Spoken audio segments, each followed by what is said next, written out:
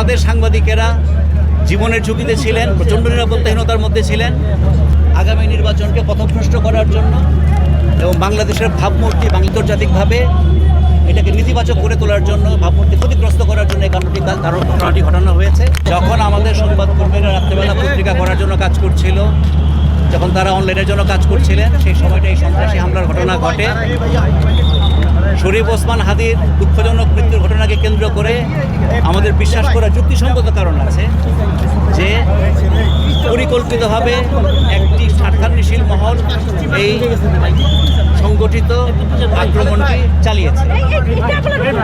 আমাদের সাংবাদিকেরা জীবনের ঝুঁকিতে ছিলেন, প্রচণ্ড নিরাপত্তাহীনতার মধ্যে ছিলেন।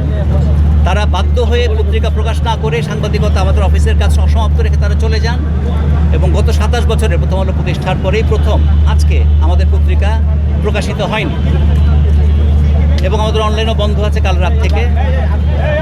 আমরা বলতে চাই যে এটি বাংলাদেশের বাক স্বাধীনতা, ভিন্ন মতের প্রকাশ এবং সংবাদ মাধ্যমের স্বাধীনতার উপরে একটি কঠিন আক্রমণ করা হয়েছে। একই সঙ্গে শুধু প্রথম আলোর উপরে আক্রমণ নয়, একই সঙ্গে আমরা জানি ডেইলি স্টারের উপর আক্রমণ হয়েছে।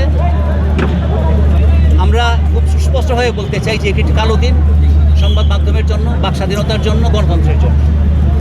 আমাদের বিশ্বাস করার যুক্তিসঙ্গত কারণ আছে যে আগামী নির্বাচনকে পথভ্রষ্ট করার জন্য এবং বাংলাদেশের ভাবমূর্তি, বাংলাদেশ সরকারের ভাবমূর্তি আন্তর্জাতিকভাবে এটাকে নেতিবাচক করে তোলার জন্য, ভাবমূর্তি ক্ষতিগ্রস্ত করার জন্য এই ঘটনাটি ঘটানো হয়েছে।